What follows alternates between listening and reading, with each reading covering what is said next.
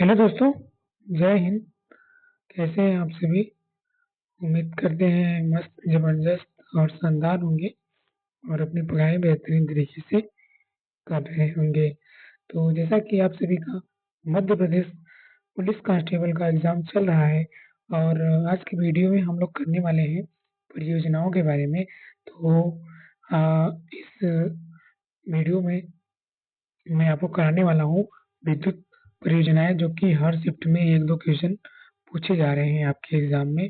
तो आइए, आप सभी हमारे साथ जुड़े रहिए वीडियो के अंत तक और हम एकदम शानदार तरीके से इस सेशन को करने वाले हैं यहाँ पे। तो चलिए शुरू करते हैं। और शुरू करने से पहले आपसे रिक्वेस्ट है, वीडियो को पूरा देख लीजिएगा।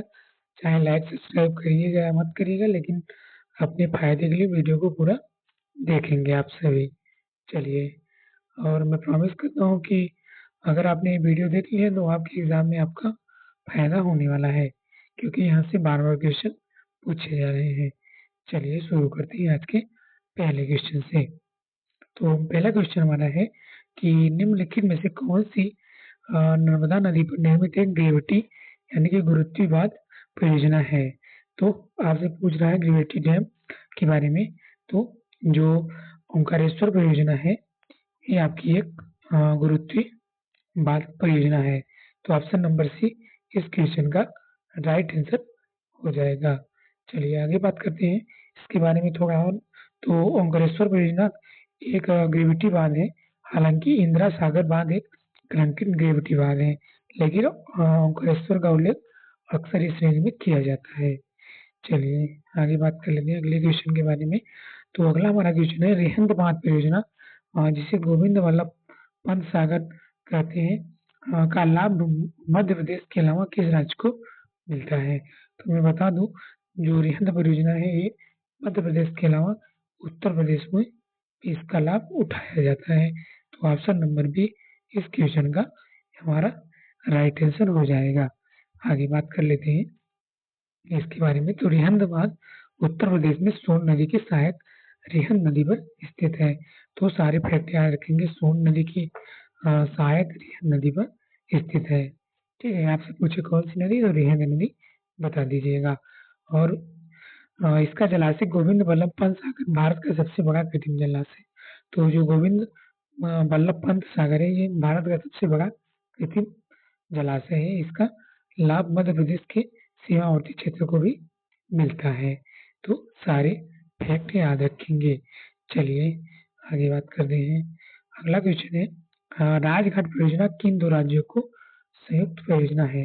तो राजघाट परियोजना है किन दो राज्यों की संयुक्त परियोजना है। तो ये बता दूं मैं आपको इस क्वेश्चन के बारे में कि जो राजघाट परियोजना है ये संयुक्त रूप से उत्तर प्रदेश यानी कि यूपी और मध्य प्रदेश एमपी की आपकी संयुक्त परियोजना है। तो ऑप्शन नंबर बी इस क्वेश्चन का हमारा एकदम सही उत्तर हो जाएगा।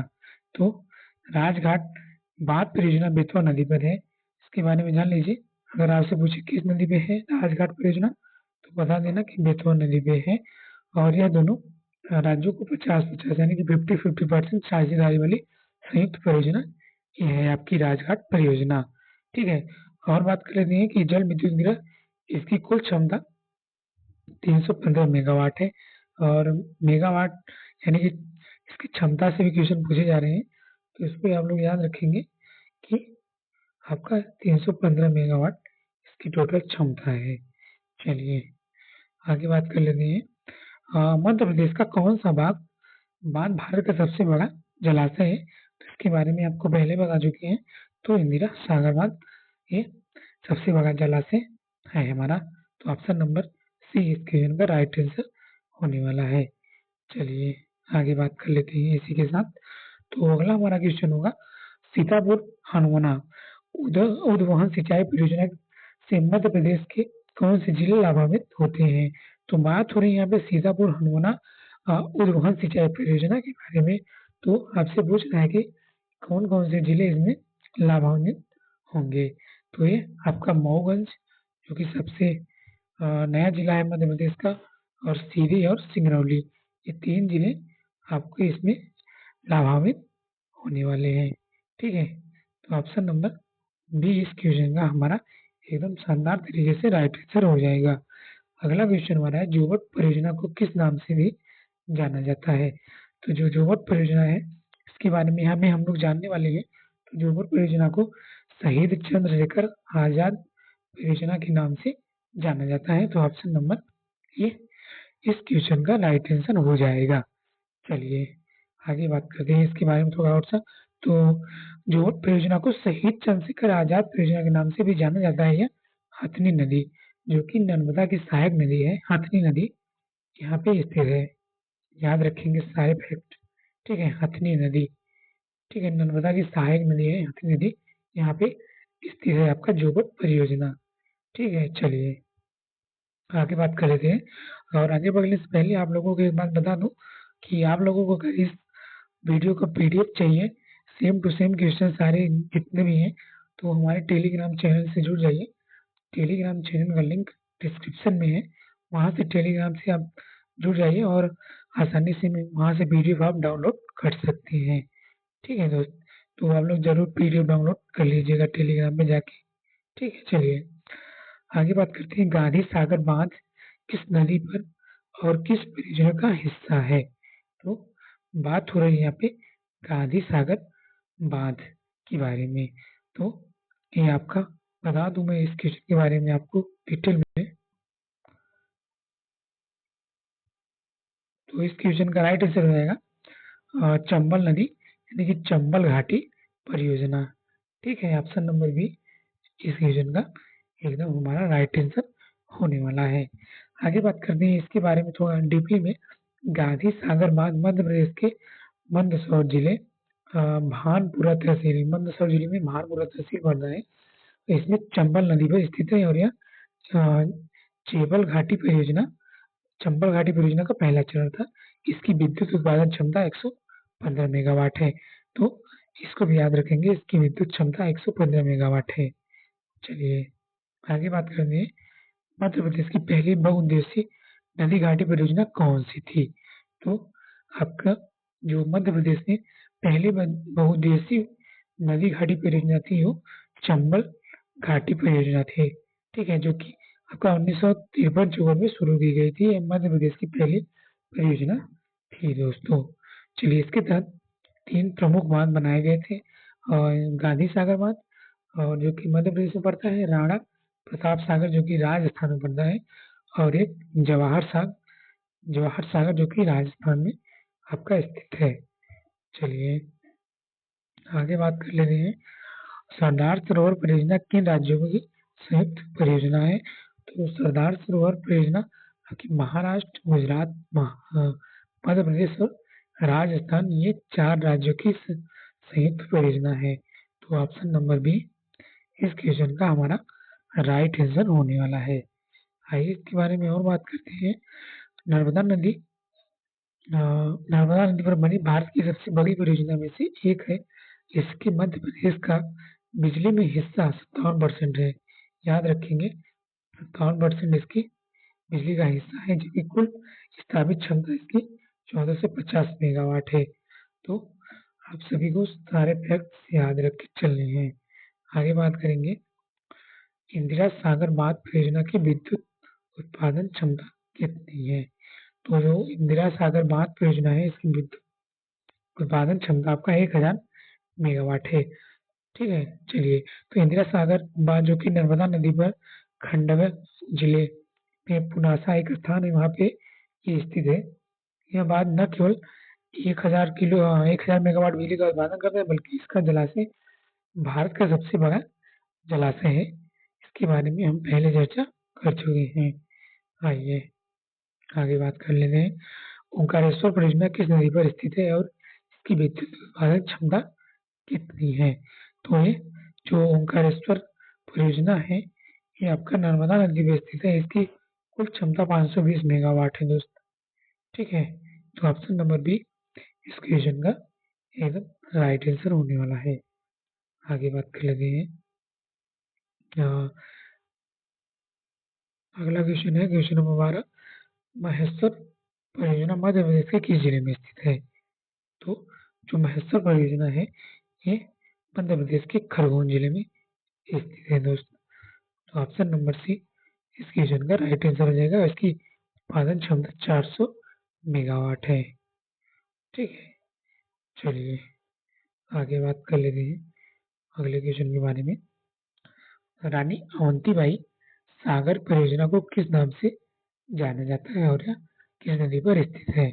तो रानी अवंतीबाई जो कि आपकी बरगी परियोजना बरगी नदी पे स्थित है।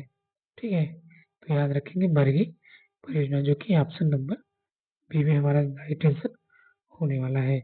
चलिए इसकी उत्पादन क्षमता की बात करें तो ये आपका 1,100 मेगावाट इसकी विद्युत उत्पादन क्षमता है।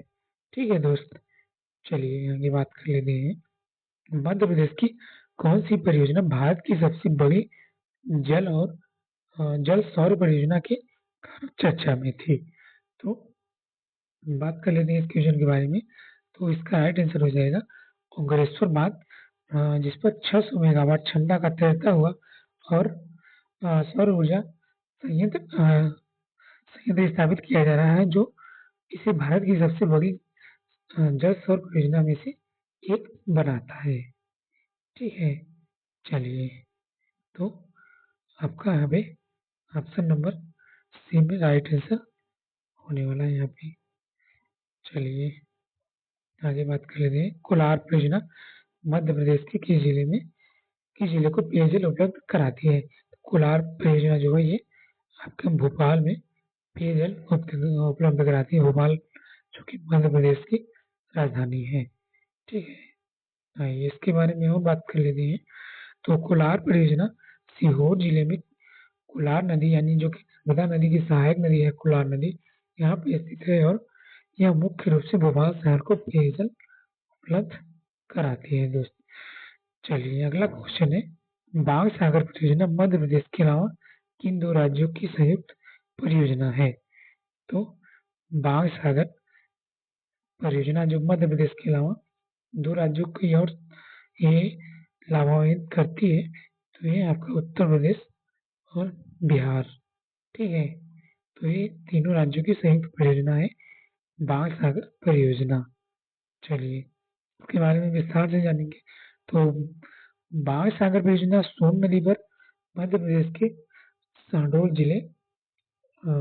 जिले में स्थित है। इस परियोजना में तीनों राज्यों की साझेदारी, जिसमें टोटल 4 में से मध्य प्रदेश के 2 और एक आपका उत्तर प्रदेश और बिहार आपका पार्टनरशिप में है और इसकी कुल उत्पादन क्षमता 435 मेगावाट है। ठीक है दोस्तों, चलिए तवा परियोजना किस नदी पे स्थित है? तो ये तवा नदी पे स्थित है। ऑप्शन नंबर सी इस क्वेश्चन का राइट आंसर हो जाएगा। और बात करें इसकी उत्पादन क्षमता की तो 13.5 मेगावाट इसकी कुल उत्पादन क्षमता होने वाली है। आगे बात करते हैं बरगी परियोजना की विद्युत उत्पादन क्षमता कितनी है? तो बरगी इसके बारे में बता चुके हैं, तो इसकी उत्पादन क्षमता आपकी 100 मेगावाट है। ठीक है, चलिए तो रानी अवंतीबाई सागर परियोजना बरगी में स्थापित जल विद्युत संयंत्र की क्षमता आपके 100 मेगावाट है। चलिए आगे बात करते हैं। रानी अवंतीबाई सागर बात करें मध्य प्रदेश के किस जिले के निकट किया गया है? तो किस जिले का किया गया है? तो ये आपका बरगी परियोजना जिसे रानी अवंतीबाई के नाम से जाना जाता है, जबलपुर के पास बरगी नदी पर किया गया है। तो हमारा जबलपुर यहाँ पे राइट आंसर हो जाएगा, ऑप्शन नंबर बी। चलिए आगे बात कर लेते हैं। अगला है चंबल घाटी परियोजना के अंतर्गत राजस्थान में निर्मित बांध कौन सा है? तो राणा प्रताप बांध और जवाहर बांध जो कि चंबल घाटी परियोजना के अंतर्गत राजस्थान में निर्मित किया गया है।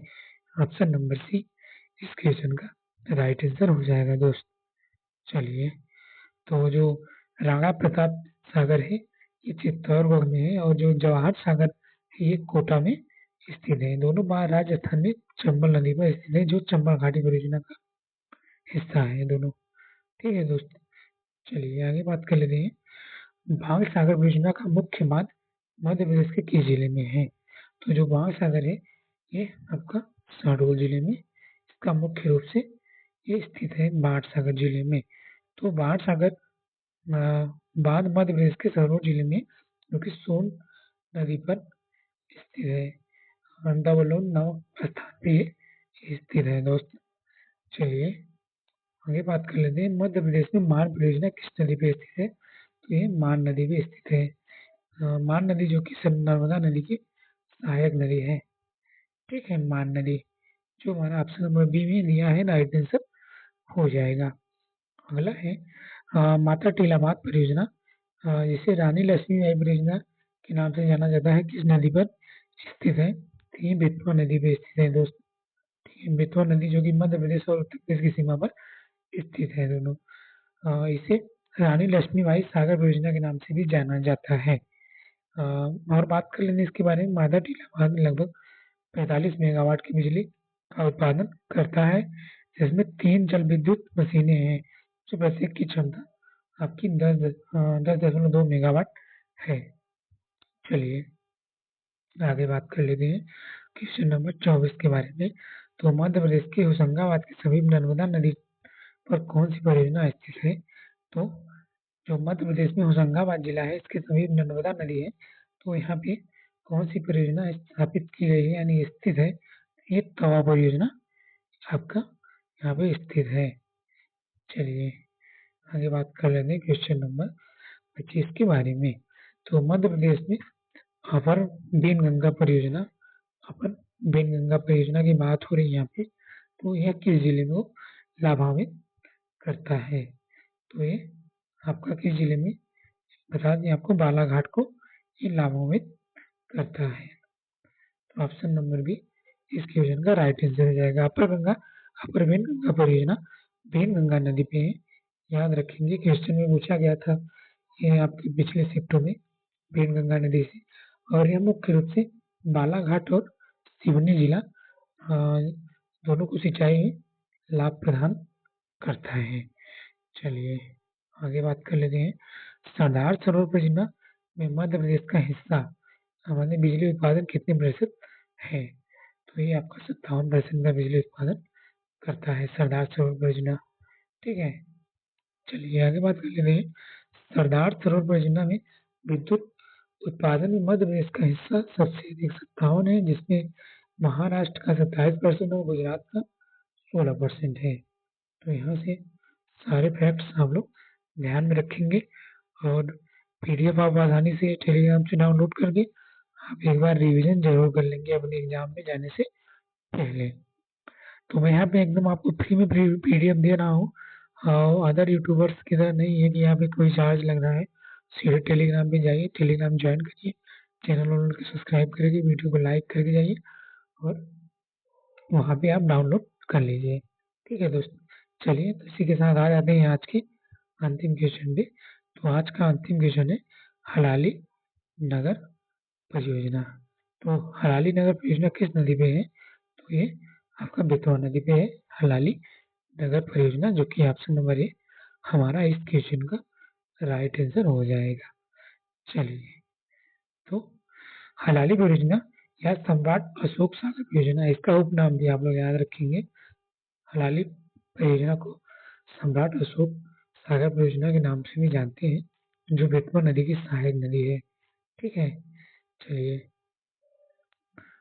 और इससे विदिशा और रायसेन जिलों को लाभ मिलता है।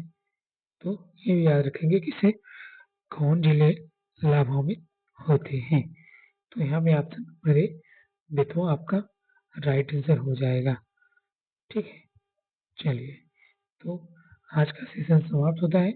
मिलते हैं आपसे अगली वीडियो में एक शानदार कंटेंट के साथ, जो आपकी परीक्षा की दृष्टि से बहुत इंपॉर्टेंट होने वाला है। तब तक आप सभी अपनी पढ़ाई को बेहतरीन तरीके से करते रहिए, और हमारे चैनल पे डेली एनालिसिस होता है, वहाँ पर आप आके एनालिसिस कर सकते हैं।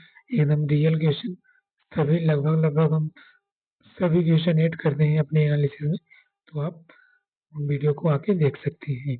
ठीक है, चलिए जय हिंद जय भारत।